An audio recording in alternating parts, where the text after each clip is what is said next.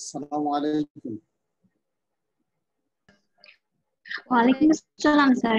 ওয়ালাইকুম আসসালাম ওয়া রাহমাতুল্লাহ। তোমরা আমাকে শুনতে পাচ্ছ? অবশ্যই শোনা যাচ্ছে? জি স্যার। জি স্যার, জি স্যার। একবারে মাটির মতো।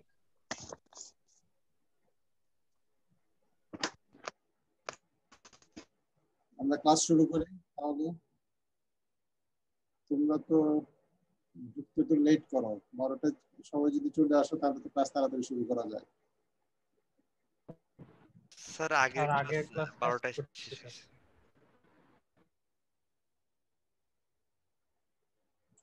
ও আচ্ছা, কোন স্যারের ক্লাস ছিল?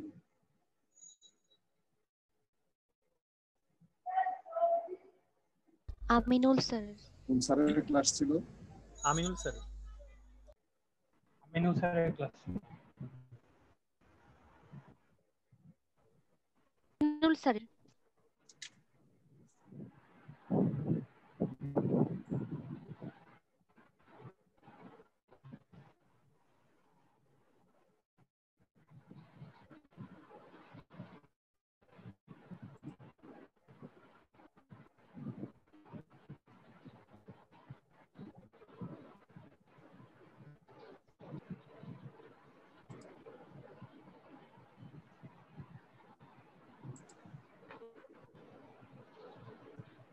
আমরা ক্লাস শুরু করতে পারি নাকি?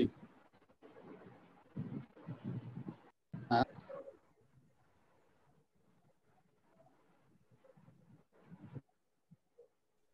Yes sir. Yes sir. আজকে তো আমাদের 3 নাম্বার লেকচারে এক্স-রে ডিফ্লেকশনের উপর। আমাকে শুনতে পাচ্ছ তোমরা? স্যার বেঁধে বেঁধে শোনা যাচ্ছে? ক্লিয়ার শোনা যাচ্ছে? স্যার কথা কেটে কেটে আসতেছে। স্যার আচ্ছা, এখন শুনতে পাচ্ছি, আজকে আমাদের কিছুটা শুনতে পাচ্ছি কিন্তু কিছু কেটে কেটে আসছে। এক্স-রে এর জন্য কিনা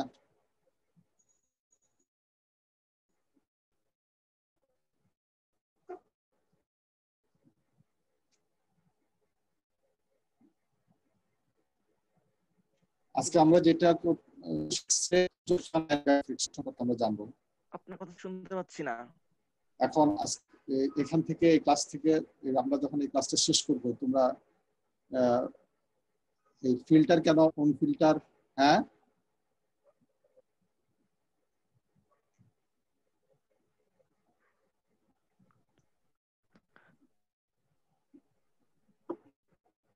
জি স্যার, এই আপনার কথা লেকচারটা কিছুটা আটকে আজকে আটকে আমাদের যে আসছে, লেকচার, সেই লেকচার থেকে আমরা যা পুরোপুরি শুনতে শিখবো পাচ্ছি না। যে বিভিন্ন ফিল্টারের ক্যারেক্টারিস্টিক্স, এটা এটা সম্ভবত নেটওয়ার্কের জন্য। আচ্ছা, আমি বলতে থাকি, বলবো তো তোমরাই, আমি ইন্ট্রোডাকশনটা দিচ্ছি, তারপরে আমরা ডিসকাস করতে পারবো। আজকের লেকচার থেকে আমরা এক্স-রে ফিল্টার ক্যারেক্টারিস্টিক্স জানবো। এক্স-রে ফিল্টার কি জিনিস, এই জিনিসটা আমরা দেখবো। আর হচ্ছে যে ব্র্যাগস ল, যেটা এই ব্র্যাগস লটা আমরা ব্রক্স যেটাই বলা কেন, এটা কিভাবে আছে এই জিনিসটা দেখবো, এবং এটা কিভাবে তোমরা অ্যাপ্লাই করতে পারো। ক্রিস্টাল আইডেন্টিফিকেশন খুব ব্রিফলি আমরা দেখবো আজকে। এই লেকচার করার পরে তোমরা তোমাদের যেই মেটেরিয়াল ক্যারেক্টারাইজ করতে চাচ্ছ, অথবা মেটেরিয়ালস যেই ইনসিডেন্ট বিম এক্স-রে ইউজ করবা, যে এক্স-রেটা তুমি তোমার স্যাম্পলের উপর ফেলবা, তার জন্য কি ফিল্টার তুমি ইউজ করবা সেটা চুজ করতে পারবা। তারপর কিভাবে এক্স-রে ডিফ্লেকশন ঘটে এই জিনিসটা, লগুলো তোমরা ডিরাইভ করতে পারবা, এবং ডিস্পেসিং তোমরা ক্যালকুলেট করতে পারবা, এবং ডিস্পেসিং থেকে তোমরা প্লেন, কোন কোন প্লেন থেকে ডিফ্লেকশন হচ্ছে সেটা জানতে পারবে। এই জিনিসগুলো জানা যাবে। প্রথমে আসি যে অ্যাবজর্পশন। আচ্ছা, এক্স-রে অ্যাবজর্পশন সম্পর্কে এটা কে বলবা? আমি বলি,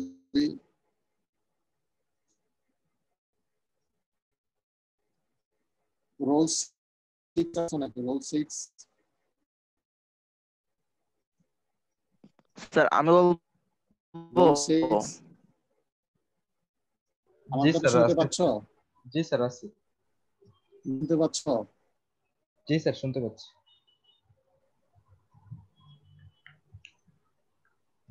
রোল 6 না, তুমি সবসময় বলবা না, তুমি বলতে বলবো, তারপর থেকেও জানা দরকার।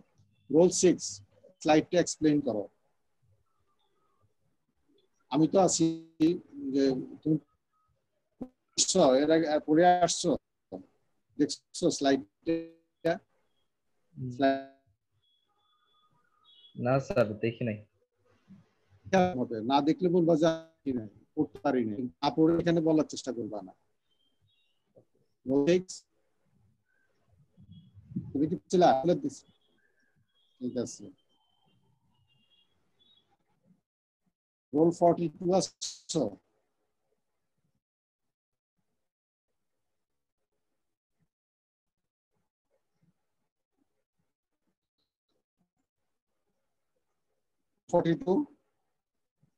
Yes, sir. প্রেজেন্ট নাই? Yes, sir.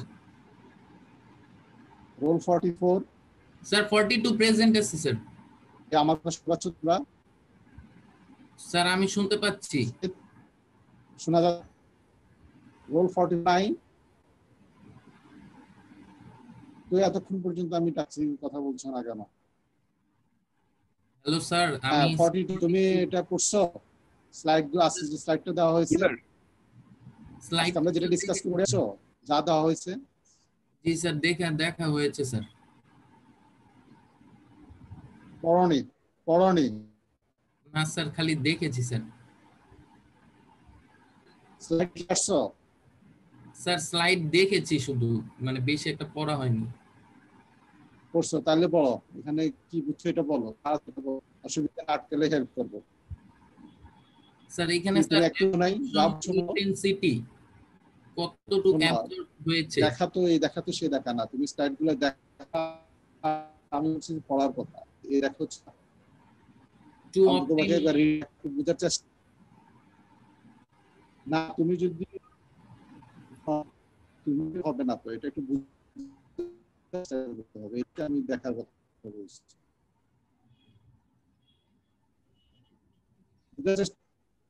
না শোনো না, আগে বলো তুমি ক্লিয়ারলি তুমি বোঝার চেষ্টা করছো কিনা। না স্যার, বুঝতে পারিনি। এখানে নেট কানেকশন অনেক স্যার আপনার কথা বোঝা যাচ্ছে না স্যার। 42 স্যার কথা বোঝা যাচ্ছে না স্যার। আচ্ছা ঠিক আছে স্যার, বুঝতে পারতেছি না। এখন নেটের সমস্যা, বুঝছো? নেটের সমস্যা, এখন একটু করতে হবে, তো কি করার আছে?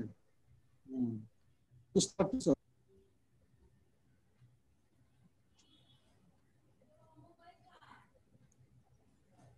রোল 33 আছো? রোল 33? জি স্যার আছে।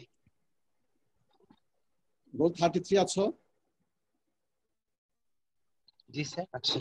হ্যাঁ বলো, তুমি পড়ছো? হ্যাঁ মানে তুমি পড়ছো? স্যার কথাগুলো স্যার আমি ঠিকভাবে শুনতে পাচ্ছি না, আপনি কিছু বলছেন? স্লাইডগুলো দেওয়া হয়েছে, আজকে ক্লাসের স্লাইড পড়ে আসছো? এখন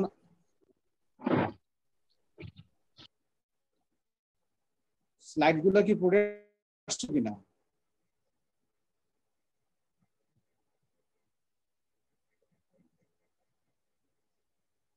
স্লাইডগুলো পড়ে আসছো?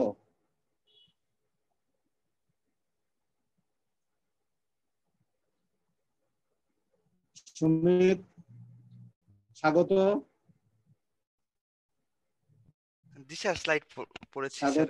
বলবো কি স্যার, বলবো কি স্লাইডগুলো? জি স্যার। স্যার আমি আপনার কথা শুনতে স্যার জি স্যার আমি পড়ে এসেছি। 33 কে জিজ্ঞেস করলাম, সে কিছু বললো না। তোমরা আচ্ছা সুমিত বলো, কে তুমি? কে স্যার ঠিক আছে, আমি বলা শুরু করছি। বলো। রোল 1 না, রোল 1 33 কথা বলছে না কেন? রোল 33 স্যার কথা আমি বলছেন না কেন? স্যার তুমি আমি শুনতে পাচ্ছ, ও হচ্ছে শুনতে পাচ্ছে না? স্যার আমি ডিসকানেক্টেড হয়ে গিয়েছিলাম, আপনি যখন ওই কোশ্চেনটা করলেন তো ডিসকানেক্টেড হয়ে গিয়েছিলাম স্যার। এখন তোমাকে বলছি এখন যে তুমি স্যার কানেক্টেড এই আছে। স্লাইড গুলো যে আমি দিয়েছিলাম পড়ে আসছো কিনা? জি স্যার, জি স্যার, পুরোটা পড়িনি কিন্তু হচ্ছে যতটুকু পেরেছি হ্যাঁ, তুমি ততটুকু কি পড়েছি। পড়ে আসছো যে আমি স্লাইড গুলো যেটা দেওয়া হয়েছিল স্লাইডটা পড়ছো? জি স্যার, পুরোটা পড়তে পারিনি যতটুকু। আচ্ছা ঠিক আছে, এইটুকু বলো, এই এক্স রে অ্যাবজর্পশন সম্পর্কে স্লাইডে কি বলা আছে বলো। Okay sir. রোল 33 যেটুকু, ইয়েস স্যার। হ্যাঁ যেটা জিজ্ঞেস করছি এটা এটা এটা তো পড়ছো, বলো হুম স্যার। বলো বলো, দেখে দেখে বলো স্লাইড থেকে।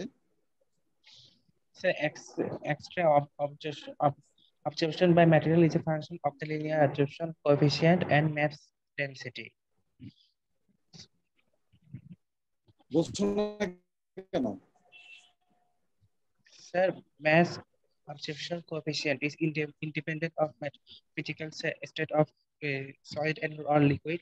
Varies with chemical element is higher for হ্যাঁ, high তারপর atomic number element.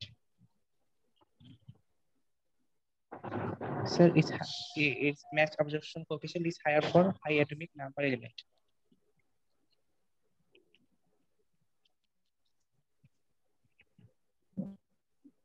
এই তোমরা সবাই কি বুঝতে পারছো?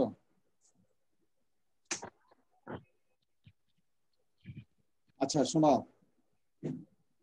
তুমি একটা এক্সপ্লেইন করো, এটা তো রিডিং অনেকটা পড়ে কেটে গেল। কেটে এসেছে স্যার, কিছুটা বুঝতে পেরেছি।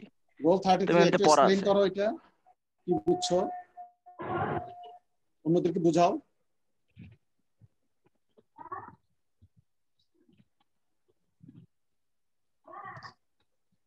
রোল এই রোল 1 বলো, এটা একটা এক্সপ্লেইন করো।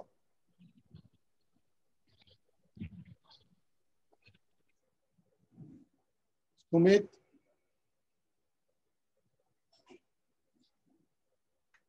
সুমিত আমরা যখন এক্সআরডি করে যাই তখন তো আমার নির্দিষ্ট একটা ওয়েবসাইট তো লাগে, তাই আমরা পিকে। জি স্যার, আমার কথা শুনতে পাচ্ছেন? আমি আমার কথা বলছিলাম। সুমিত, জি স্যার, আমি বলছি, আমি আপনার কথা শুনতে পাচ্ছি, আপনি আমার কথা শুনতে পাচ্ছেন কি? জি তোমরা স্যার, শুনতে পাচ্ছ? আমি তো বলছি হ্যাঁ হ্যাঁ হ্যাঁ, আমি শুনতে পাচ্ছি, অন্যরা শুনতে জি স্যার, পাচ্ছি আমি কিনা? যেটা বলছিলাম যে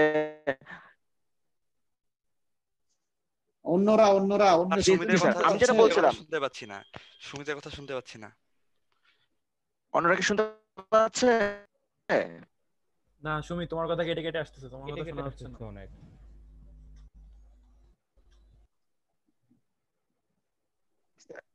এখন এখন শুনতে পাচ্ছ? এখন তোমরা আমার শুনতে পাচ্ছ? শোনা যায় না। আজকে তো না, নেটওয়ার্কের খুবই সমস্যা দেখা যায় সব জায়গায়। না না, শোনা যাচ্ছে না কথা শুনে। আচ্ছা বলো, হ্যালো, সুমিত বলো। আমার কথা কি এখন তোমরা শুনতে পাচ্ছ? স্যার, আপনি শুনতে পাচ্ছেন? হ্যাঁ, এখন এখন তো শোনা যাওয়ার কথা।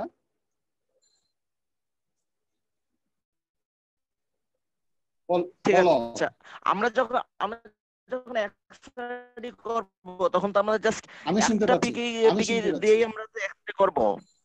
আমাদের যেটা করতে হবে যে আমরা সরিয়ে ফেলবো আর বাকি পিক গুলো সরিয়ে ফেলবো। এটার জন্য আমরা ফিল্টার জাস্ট ওই পিকের ওয়েভলেংথ, ওই ওয়েভলেংথটা ঠিক রেখে বাকি ওয়েভলেংথ গুলোকে কেটে সেটে বাদ করে দেবে।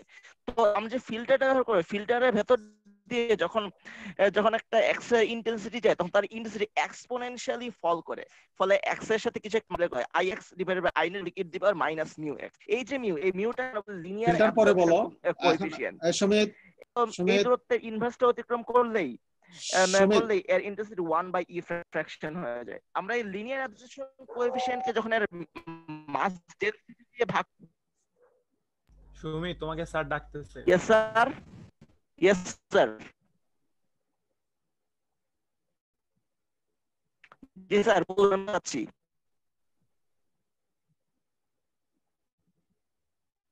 জি স্যার, আমি তো শুনতে পাচ্ছি, বলুন। হ্যাঁ বলো বলো বলো, আমার কথা এখন শুনতে পাচ্ছেন? বলো, হ্যালো স্যার। কন্টিনিউ করো।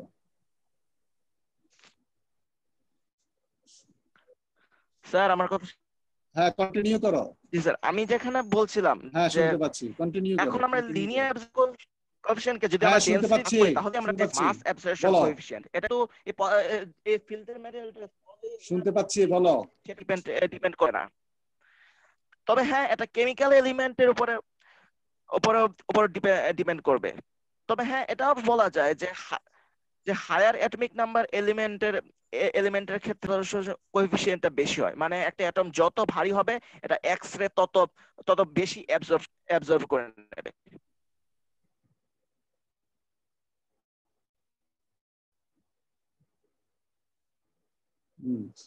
ঠিক আছে, এখন তোমাদেরকে আরেকটু ক্লিয়ার করি আমি, যেটা হচ্ছে যে ও যে প্রথম যে কথাটা বললো, আমাদের এক্স-রে ডিফ্লেকশনের জন্য তোমরা এক্স-রে পাঠাবা স্যাম্পলের উপর, তাই না? সে এক্স-রেটার একটা পার্টিকুলার ওয়েভলেন্থ হতে হবে। আমরা দেখছি যে এক্স-রে যখন প্রডিউস হয় সেখানে একটা রেঞ্জের এক্স-রে তৈরি হয়, বিভিন্ন ওয়েভলেন্থের এক্স-রে তৈরি হয়। আমাদের এক্স-রে ডিফ্লেকশন করার জন্য এই টেস্টটা কন্ডাক্ট করার জন্য স্যাম্পলের উপর যে এক্স-রে হবে সেটা সিঙ্গেল ওয়েভলেন্থ পাঠাতে হবে। সেই জন্য ওই যে ক্যারেক্টারিস্টিক্স যে ওয়েভলেন্থ কে আলফা কে বিটা এগুলো আমাদের প্রয়োজন। এখন এক্সপোজার হচ্ছে সব এক তৈরি হচ্ছে সব ওয়েভলেন্থের। এখন তোমাকে কি করতে হবে, ওই সিঙ্গেল ওয়েভলেন্থের ইয়েটাকে আলাদা করতে হবে, সেপারেট করতে হবে। সেপারেট করার উপায় হচ্ছে যে তুমি যদি অন্য ওয়েভলেন্থের এক্স-রে গুলোকে অ্যাবজর্ব করে ফেলতে পারো, আর যেটা তোমার দরকার কে আলফা এটাকে তুমি যদি পাস করা দিতে পারো, তাহলে দেখা যাচ্ছে তুমি মনোক্রোমেটিক বা এটাকে আমরা বলতে সিঙ্গেল ওয়েভলেন্থের তুমি এক্স-রে পাচ্ছ, যেটা আমাদের রিকোয়ারমেন্ট। বুঝছো? এখন এটা জানার জন্য তোমার এক্স-রে অ্যাবজর্পশন জানা লাগবে মেটেরিয়ালের একটা ক্যারেক্টারিস্টিক্স। এক এক মেটেরিয়ালের এক্স-রে অ্যাবজর্পশন, এক একটা মেটেরিয়ালের এক এক মেটালের এক এক রকম অ্যাবজর্পশন হয়ে থাকে। সেই ক্যারেক্টারিস্টিক্স গুলা আমাদের ডিফাইন করতে হবে। এটাকে নরমালি মাস অ্যাবজর্পশন কোএফিসিয়েন্ট দিয়ে করা হয়, এটা তোমরা ইকুয়েশন জানতে পারবা। আর মাস অ্যাবজর্পশন কোএফিসিয়েন্টটা এটা ওই এলিমেন্টের বা ওই মেটালের বা ওই মেটেরিয়ালের ফ্লাশে যায় না, কিন্তু এক এলিমেন্ট থেকে আরেক এলিমেন্ট, আয়রনের জন্য একরকম মাস অ্যাবজর্পশন কোএফিসিয়েন্ট থাকবে, নিকেলের জন্য একরকম থাকবে, বেরিয়ামের জন্য একরকম থাকবে। এটা হচ্ছে একটা characteristics property of the elements. এখন এই অ্যাবজর্পশনটা মাস অ্যাবজর্পশন কোএফিসিয়েন্টটা বাড়তে থাকে যত হেভি এলিমেন্ট হবে। হেভি এলিমেন্ট যত বেশি হবে ততই তোমার মাস অ্যাবজর্পশনটা বাড়তে থাকে। পরের স্লাইডে যাই। এখানে দেখো এই স্লাইডটা সুমিত শুনতে পাচ্ছ? তোমরা শুনতে পাচ্ছ? স্বাগত শুনতে পাচ্ছ? স্যার আপনাকে শোনা যাচ্ছে, এখনো দেখতে পাচ্ছি না স্যার, কথা দেরিতে আসছে মনে হয়। কমেন্টসে দেখুন। শুনতে পাচ্ছ? দিশা শুনতে পাচ্ছি, আসছে। শুনতে পাচ্ছি স্যার। স্যার, যেটা মনে হচ্ছে আমাদের রেসপন্সটা আপনার কাছে দেরি করে আসতেছে, মানে আমরা অ্যানসার দেওয়ার পর আপনি শুনতে পাচ্ছেন না হয়তো।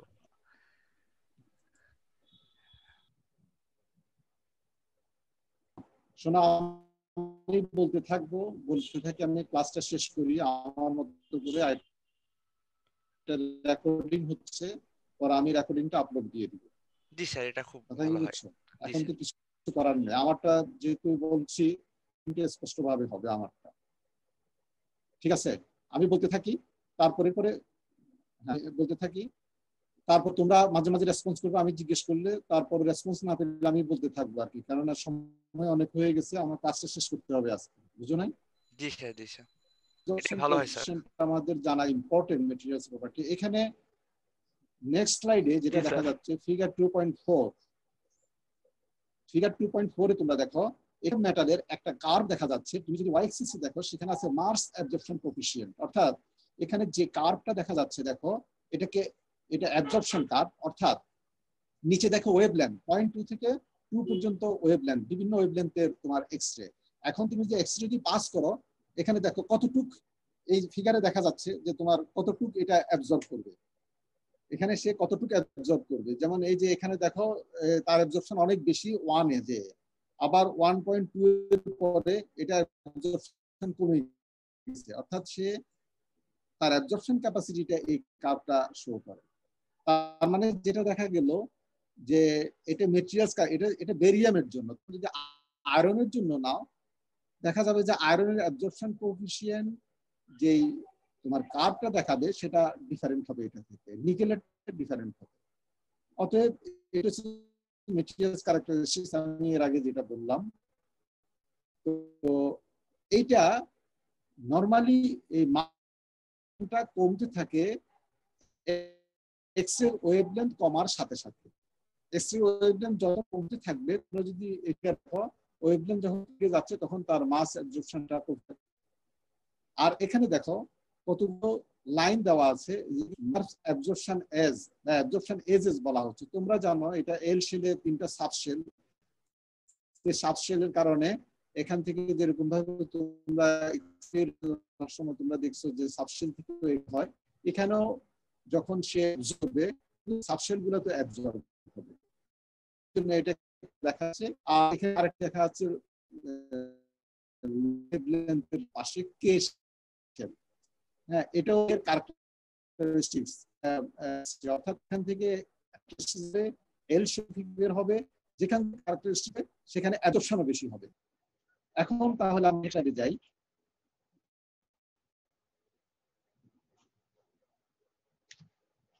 এখন আমরা চলে আসলাম ফিল্টারের উপর। আমার এখানে L1 L2 L3 এখানে স্যার 1 2 3 দিয়ে কি হচ্ছে একটা সিঙ্গেল ওয়েভ এর এক্সরে।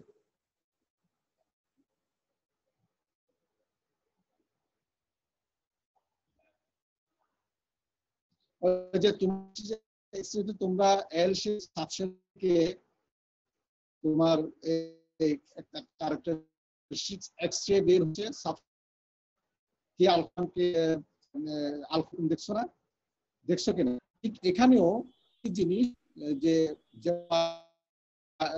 এল আলফা যদি 3টা সাবশেল থাকে, 3টা ক্যারেক্টারিস্টিক্স বের হবে, ঠিক একইভাবে 3টাতে শেলেই হবে। সেই জন্য এখানে L1 L2 L3 এগুলো বলছে। এখন যেটা আমাদের মেইন নিড সেটা হচ্ছে যে সিঙ্গেল ওয়েভলেন্থের আমাদের এক্সরে। কিন্তু আমরা জানি তুমি যখন এক্সরে প্রডিউস করো সেখানে একটা ওয়াইড রেঞ্জের ওয়েভলেন্থের এক্সরে আসে, সেই জন্য ফিল্টার ইউজ করতে পারি। এখানে এই স্লাইডে তোমার ফিল্টার বলা আছে।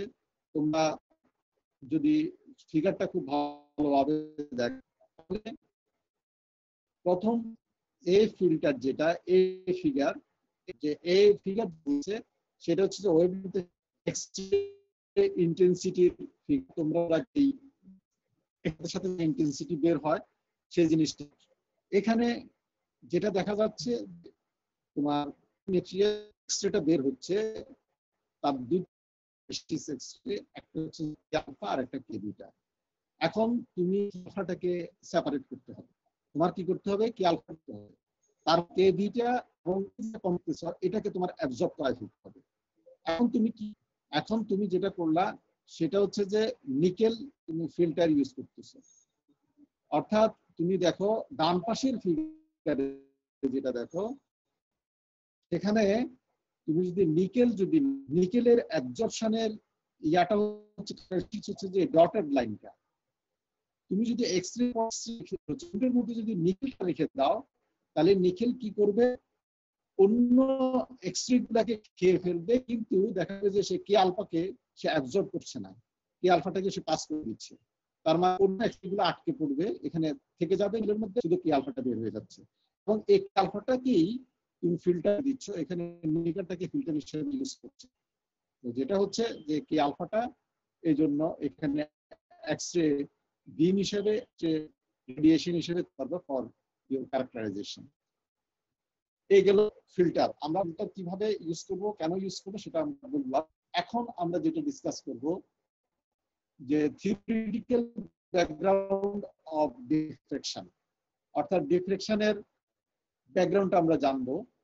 এটা হলো যেটা সেটাকে নিয়ে আসার জন্য না লাগবে। এখানে দেখো 3টা ওয়েভ দেখা যাচ্ছে। ফার্স্টটা বলি, এটা একটা ল্যামডা, অর্থাৎ একটা ওয়েভ সবসময় তোমরা জানো একটা ওয়েভ লেন্থ থাকে, এটা কমপ্লিট ল্যামডা। এরপরে ওয়েভ 2, ওয়েভ 3, তুমি যদি দেখো 3টা বিম বলো, 2 এবং 3, এটা 2 এটা 3। এটা দেখো এটার পাথ ডিফারেন্স হচ্ছে, আর এটার তুমি যদি শুধু এই তিনটা ওয়েবি দেখা যাচ্ছে কি তোমার একই ফেজে আছে, এগুলো পিকে আছে, তিনটা ওয়েবি একই ফেজে আছে এবং 2 নাম্বার 3 নাম্বার ফেজের অ্যামপ্লিটিউড দুটোরই সমান। এখন তুমি যদি এই বি প্রাইমে আসছো, অর্থাৎ আফটার সার্টেন পিরিয়ড তুমি যদি দুটো বিমের কাছাকাছি এটি ইনসিডেন্ট বিম যদি দেখো এই বিমের সাথে কম্পেয়ার করো, তাহলে দেখা যাবে যে বি পজিশনে এসে প্রথম যে বিমটা আছে তার পজিশনটা এরকম, সেকেন্ড যে বিমটা আছে তার পাথ ডিফারেন্স হয়ে যাচ্ছে, পাথ লেন্থ বের হওয়ার পর সে এরকম ভাবে আছে, আর থার্ড বিম যেটা আছে সেটা দেখা যাচ্ছে যে তোমার এইভাবে আছে। তার মানে হচ্ছে আরেকটা হচ্ছে যে অ্যামপ্লিটিউডের ডিফারেন্স হচ্ছে, এখানে দেখো অ্যামপ্লিটিউডের ডিফারেন্স হয়ে যাচ্ছে এখানে, যে তোমার বিম যখন পাস হয় অনেকগুলো প্যারালাল বিম, দেখা যাচ্ছে তাদের বিম টু বিম পাথ ডিফারেন্স হতে পারে, তাদের এই কি হতে পারে অ্যামপ্লিটিউডের ডিফারেন্স হতে পারে, ফেজ ডিফারেন্স হতে পারে। অনেক সময় পাথ ডিফারেন্স হলে কি দেখা যাবে যে ফেজ ডিফারেন্স হচ্ছে না, অ্যামপ্লিটিউডের ডিফারেন্স হতে পারে। কেন এই ডিফারেন্সগুলো হতে পারে পরে আমি একটু করে বলি, কিন্তু এই ফিগার থেকে আমরা কি কনক্লুশন করতে পারি যে differences in the length of the path travelled lead to differences in this is a তোমার পাথ তোমার যদি ট্রাভেল করে দেখা যাচ্ছে যে differences in the length of the path traveled lead to differences in phases। তোমার পাথ ডিফারেন্স যদি হয়ে যায় সেখানে ফেজ ডিফারেন্স হয়ে যেতে পারে, এবং যদি তোমার ফেজ ডিফারেন্স হয়ে যায় তাহলে দেখা যায় যে অ্যামপ্লিটিউড চেঞ্জ হয়ে যেতে পারে। এই জিনিসগুলো আমরা জানি, অর্থাৎ আমরা এটা নরমাল একটা প্যারালাল বিম যেগুলা সেগুলার একটা ক্যারেক্টারিস্টিক্স আমরা করলাম। কেন করলাম তারপরে আমি এটা শেষ করি স্লাইডটা, তারপর আমরা কেন করলাম সেটা বলবো। The greater the path difference the greater the difference in phase. তোমার পাথ ডিফারেন্স যত বেশি হবে ফেজ ডিফারেন্স তত বেশি হবে। Since the path difference measured in wavelengths exactly equals the phase difference also measured in wavelengths, তো path ডিফারেন্সের সাথে আছে ফেজ ডিফারেন্স হবে, আর এই ফেজ ডিফারেন্স আমরা সব সময় অলওয়েজ আমরা মেজার করি কিসের মাধ্যমে, ওয়েভলেন্থের মাধ্যমে। এই হচ্ছে মূল কথা। এখন এই স্লাইডটা বললাম এটা বলার এটাকে আমরা 2 পাই রেসপেক্ট করব না, আর পাথ ডিফারেন্স না, এটা ল্যামডা, এটা ফেজ ডিফারেন্সটা। আর শুনো আমরা সব সময় এখানে ফেজ ডিফারেন্সটা ল্যামডার রেসপেক্ট আমরা করব, অর্থাৎ ওয়েভলেন্থের মাধ্যমে এই জিনিসটা আমরা নিয়ে আসবো। কেন আমরা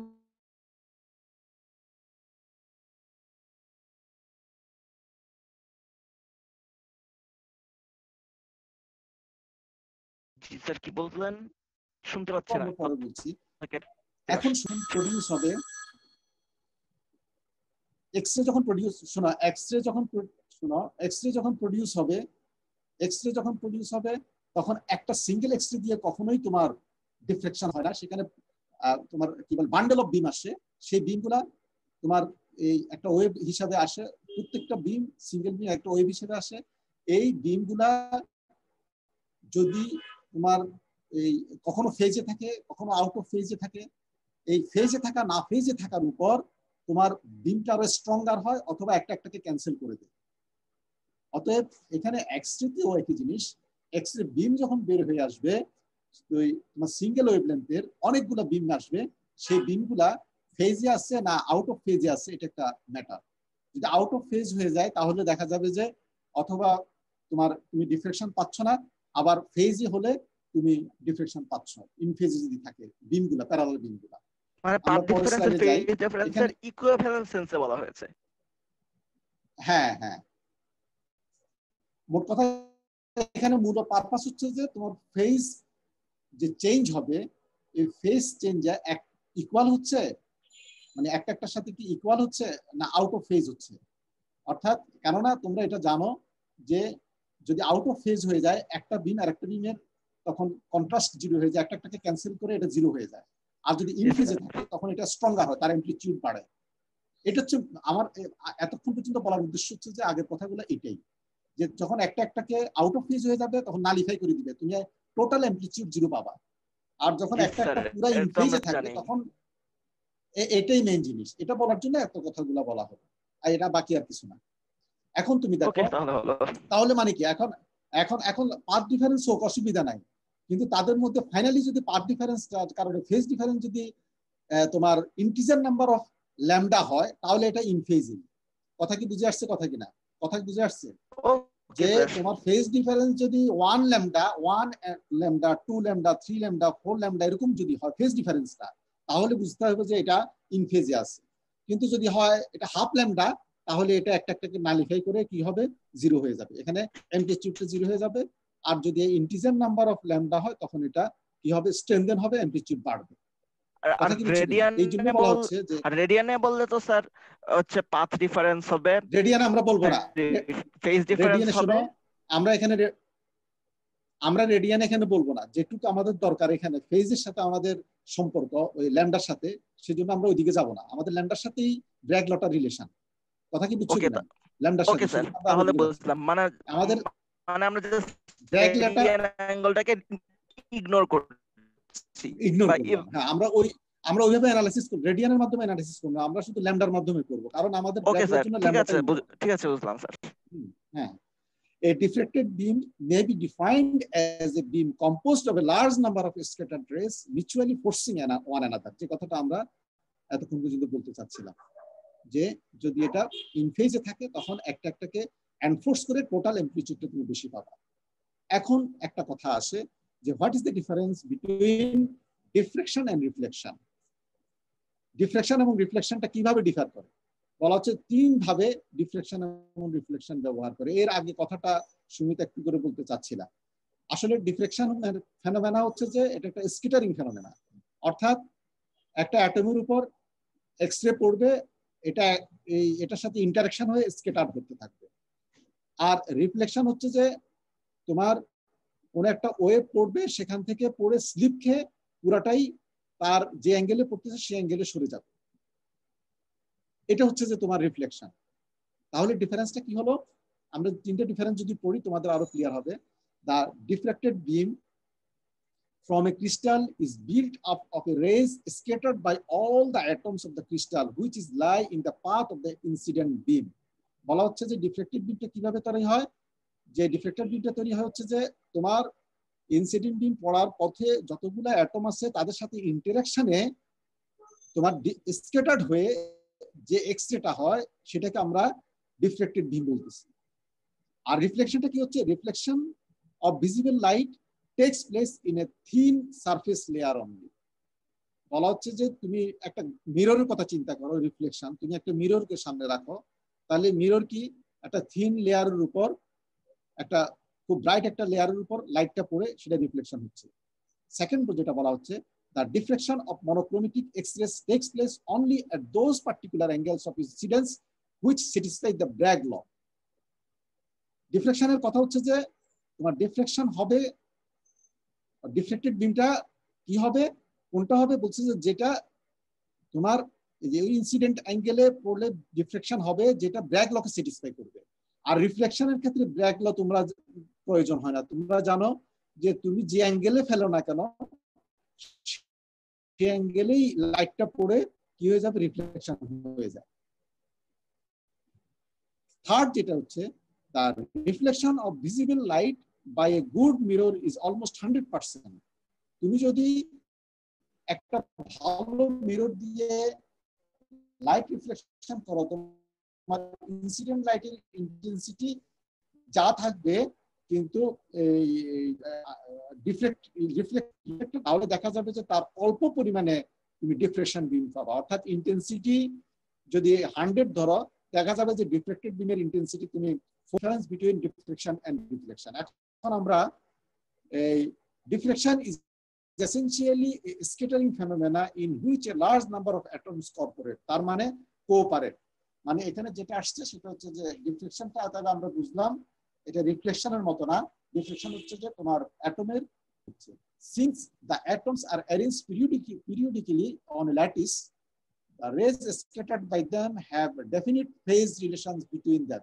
যেহেতু তোমরা জানো ক্রিস্টালাইন মেটেরিয়ালস এর জন্য শুধুমাত্র ডিফ্লেকশন পাওয়া যায়, এবং ক্রিস্টালাইন মেটেরিয়ালে অ্যাটমগুলো একটা পার্টিকুলার অ্যারেঞ্জমেন্টে থাকে, সেজন্য যেটা বলা হচ্ছে যে এখানে তোমার অবশ্যই ডিফ্লেক্টেড বিমটা, যেটা ইনসিডেন্ট বিমটা অর্থাৎ এক্সরে ইনসিডেন্টটা যখন ডিফ্লেকশন হবে, অবশ্যই তার মধ্যে একটা ফেজ রিলেশন থাকে। These phase relations are such that the destructive interference occurs in most directions of scattering. বলা হচ্ছে অধিকাংশ ক্ষেত্রেই দেখা যাচ্ছে যে এই ফেজ অর্থাৎ ডিফ্লেক্টেড বিম যেটা হবে সেটা একটা আউট অফ ফেজ থেকে নালিফাই করে দিবে, সব ডিরেকশন আসবে না, কিন্তু কিছু কিছু পার্টিকুলার অ্যাঙ্গেলে যখন এটা পড়বে তখন দেখা যাবে যে একটা নালিফাই না করে তারা ইন ফেজে থাকবে, তখন তুমি ডিফ্লেকশনটা পাবা। এই হচ্ছে মেইন কথা। বোঝা গেল? এরপরে আমরা চলে আসি ব্র্যাগস ল। তার মানে আমরা এখান থেকে কি বুঝলাম? এখান থেকে বুঝলাম যে যখন ডিফ্লেক্টেড বিমটা পড়বে মেটেরিয়ালের মধ্যে, সরি ডিফ্লেক্টেড ইনসিডেন্ট বিমটা পড়বে, তখন অধিকাংশ অ্যাঙ্গেলের ক্ষেত্রে দেখা যাবে যে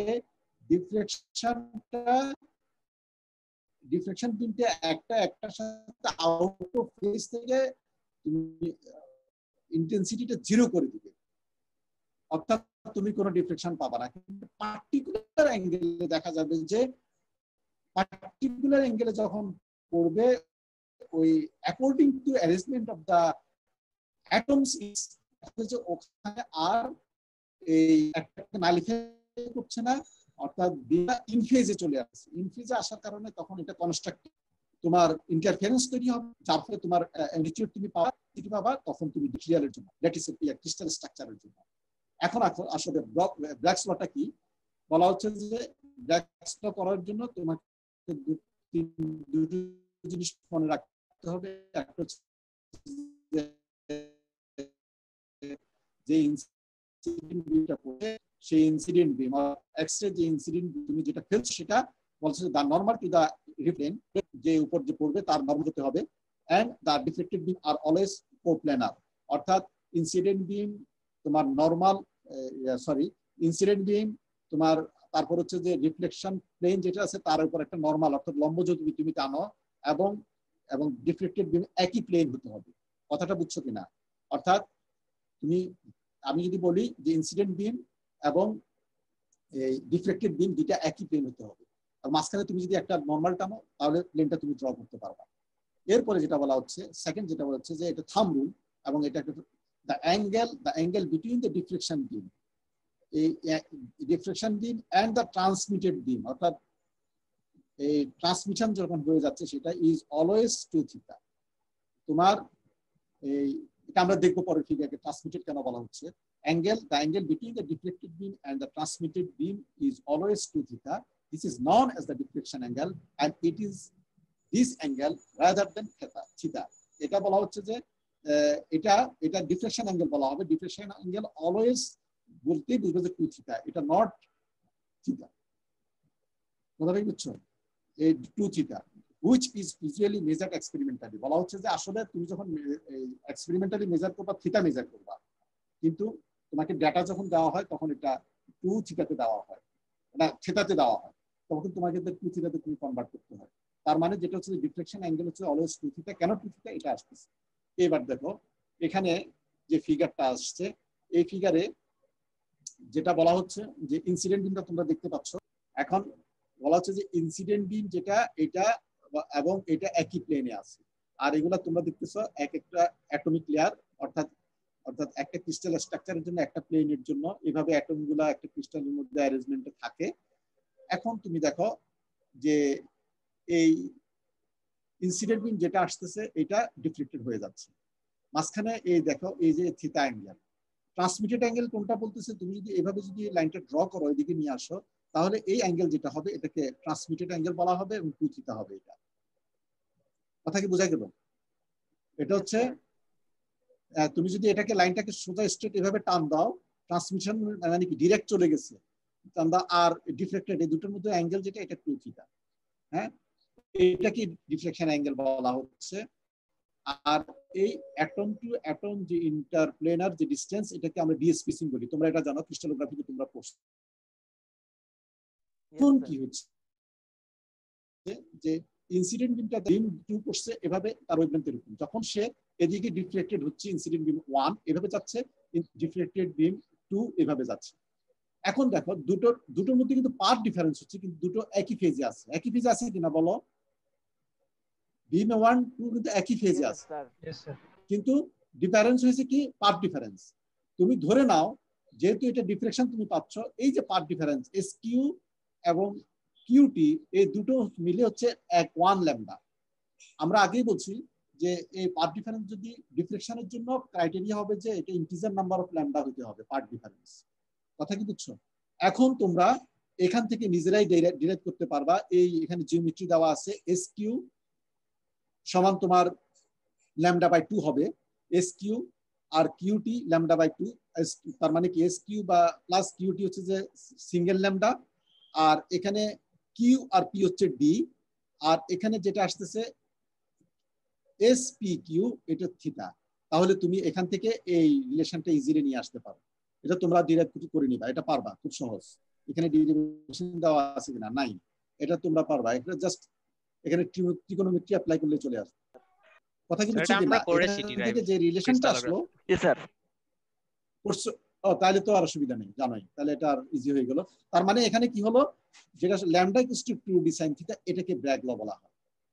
এটাই হচ্ছে যে তোমার ডিফ্লেকশনের মূল ফর্মুলা, এবং মূল কি ফর্মুলা এবং কি তোমার কি ফ্যাক্টর।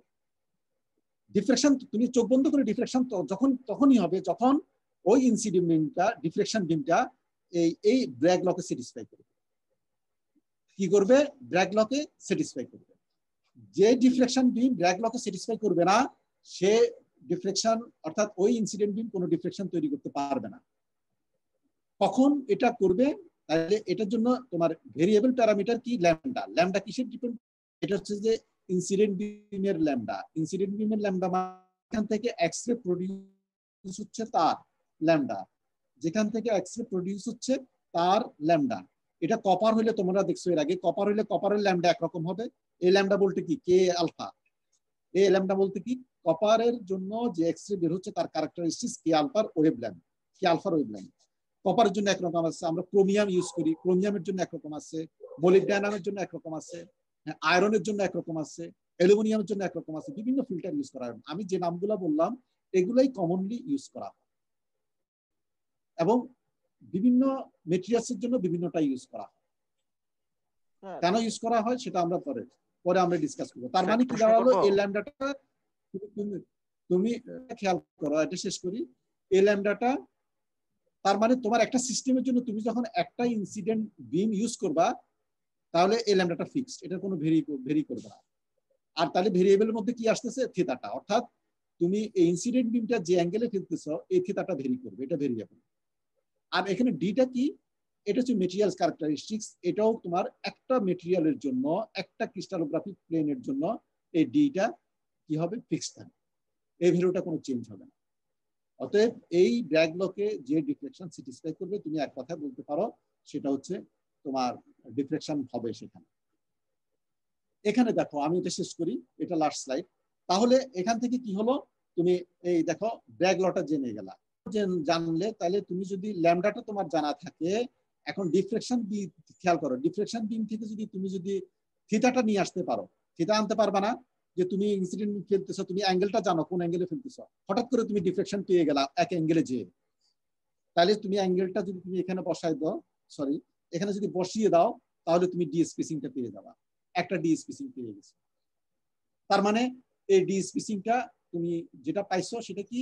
তার ক্রিস্টালোগ্রাফিক সিস্টেমের জন্য একটা পার্টিকুলার প্লেনের ডি স্পেসিং, সেটা কথা কি বুঝে আসছে? ল্যাম্প নাই। আচ্ছা, এই ব্র্যাগস ল থেকে তুমি আরেকটা জিনিস বের করতে পারো। তোমরা জানো যে এই ক্রিস্টালোগ্রাফির এই রিলেশনটা তোমরা জানো না? যে সাইন স্কয়ার, এই যে এখানে ডি এর সাথে ডি এর ভ্যালুটা তোমরা এটা জানো যে a divided by a scale. এখন তুমি ডিটা যদি এখানে বসিয়ে দাও এই ফর্মুলাতে, তাহলে এটা আসে। এটা আসলে তাহলে তুমি ডি বের না করেও তুমি পারো। খেয়াল করো এখানে সাইন স্কয়ার থিটা, এটা তুমি কিন্তু জেনে যাবা। কেমনে জানবা? কোন অ্যাঙ্গেলে এক্স-রে ইনসিডেন্ট বিম করতেছে সেটা তোমার জানা আছে। তুমি এখান থেকে সাইন স্কয়ার থিটার ভ্যালুটা পেয়ে গেলা, বাম পাশেরটা রেখে দিলা।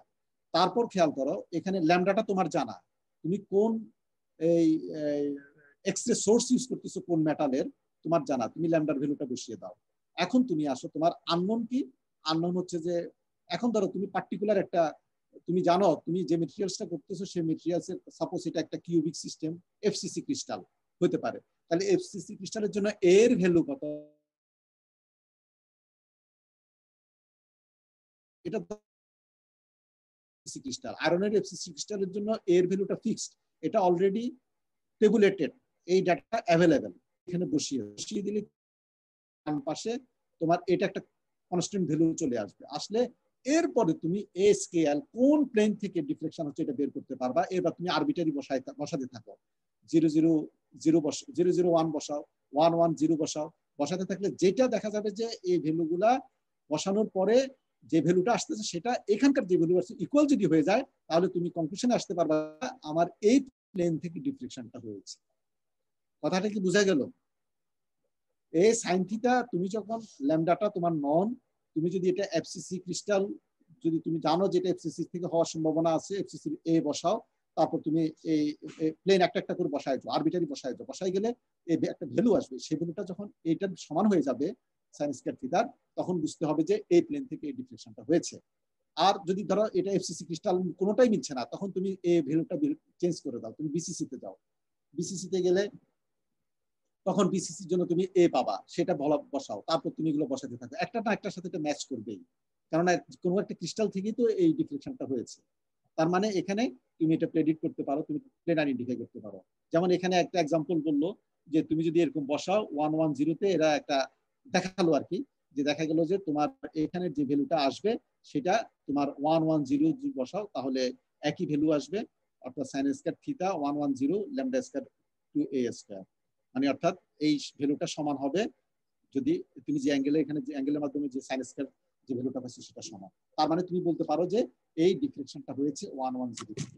আর এটা যদি একটা টেট্রাগোনাল সিস্টেম হয় তোমরা জানো, তখন এই ডি এর ভ্যালুটা তখন চেঞ্জ হয়ে যায়, এই ডিটা এই স্কেলের মাধ্যমে এভাবে আসে, তখন এটা এইভাবে করে বসাইতে হবে।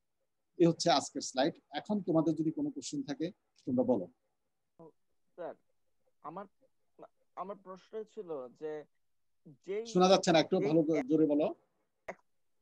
যে সোর্স থেকে ক্যারেক্টারিস্টিক্স এক্স-রে তৈরি হয়েছে, মানে যে মেটাল থেকে, সেই একই মেটালের ওপর যদি যদি আবার এই এক্স-রে ডিফ্রাকশনের জন্য ওই একই এক্স-রে দেওয়া হয়, তাহলে কি স্যার কোনো আনএক্সপেক্টেড অ্যাবজর্পশন বা রিফ্লেকশন বা রেজোন্যান্স টাইপ কোনো ফেনোমেনা হয়ে যাওয়ার রিস্ক আছে?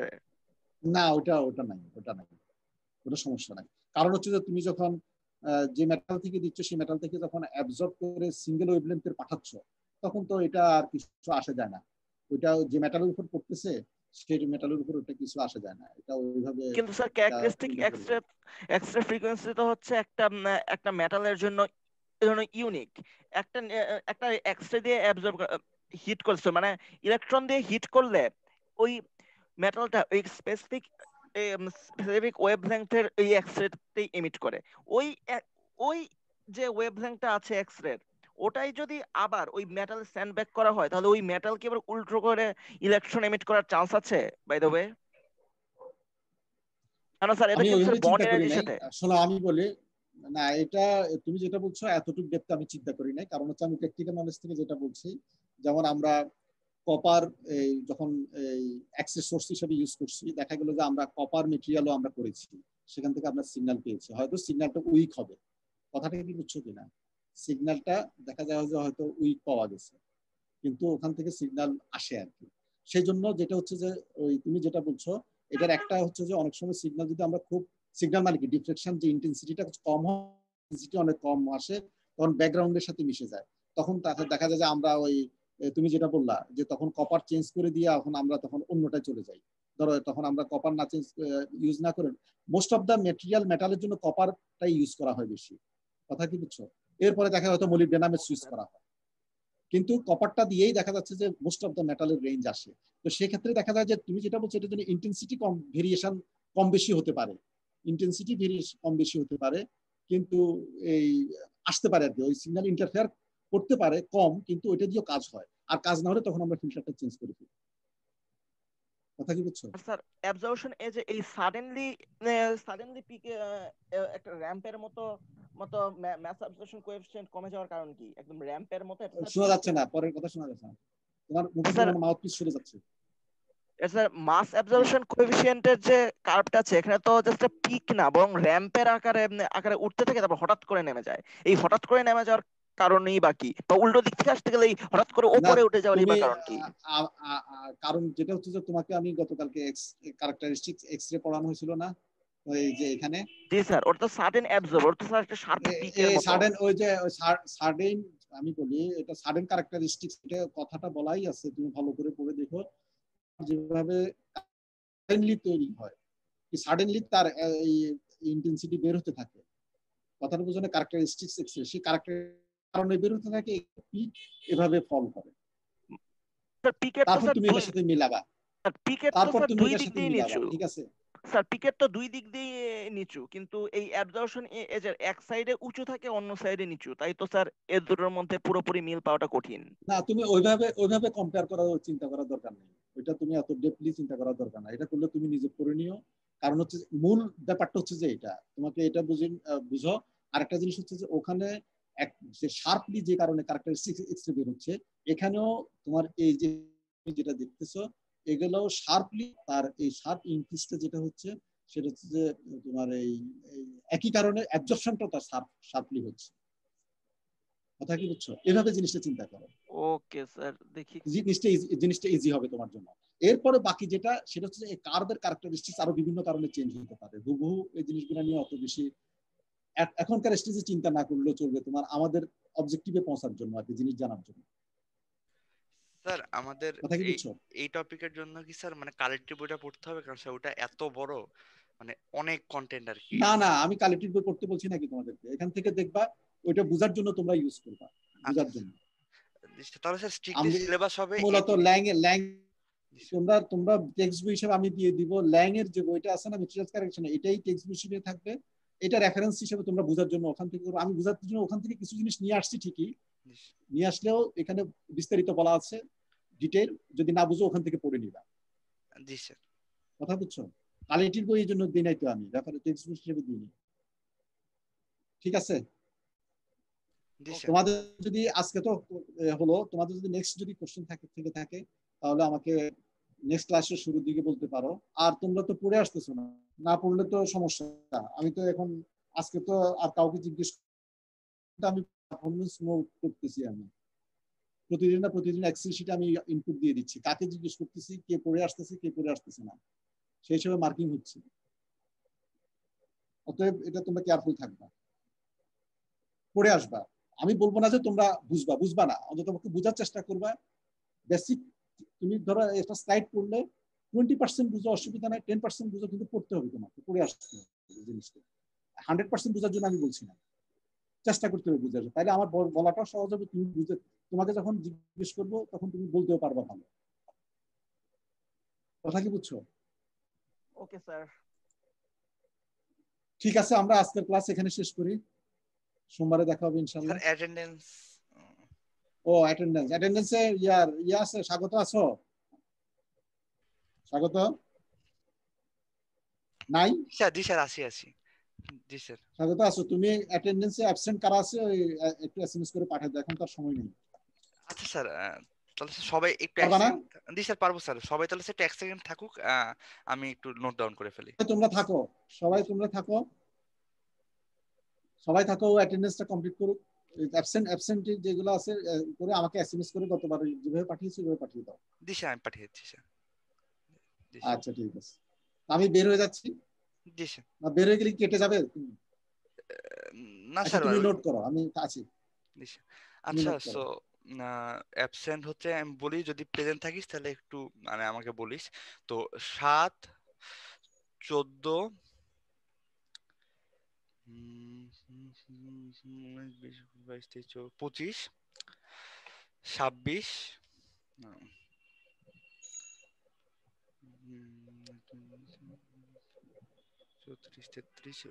45,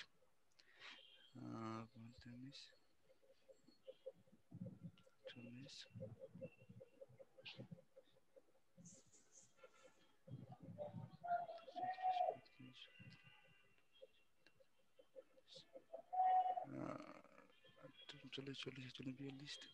43,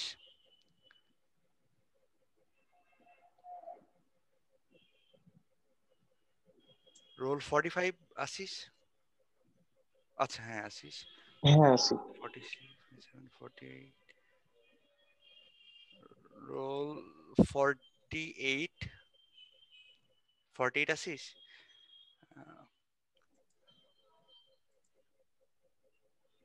48 এর কারেকশন চলে গেছে। আচ্ছা 48, আচ্ছা ঠিক আছে তাহলে 7-14। জি স্যার, আমি নোট ডাউন করেছি স্যার, মেল করে দিচ্ছি, আমি মেসেজ করে দিচ্ছি। ঠিক আছে, জি ঠিক স্যার। আছে। আচ্ছা ঠিক আছে, সবাই ভালো থাকো। আসসালামু আলাইকুম।